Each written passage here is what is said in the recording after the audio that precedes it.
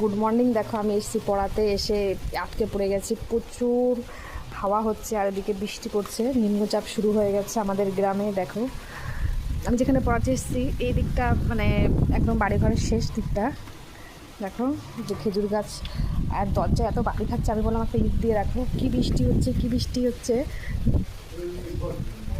দেখো সকালবেলায় আমাদের এখানে আবহাওয়া দেখে নাও কেমনভাবে শুরু হয়ে গেছে, নিম্নচাপের হাওয়া বৃষ্টি। আমি এখন পড়িয়ে বাড়ি যাচ্ছি আর দেখো কি পড়ে আমার ছাতা উড়ে যাবে, কি পরিমাণে হাওয়া দিচ্ছে আর বৃষ্টি হচ্ছে।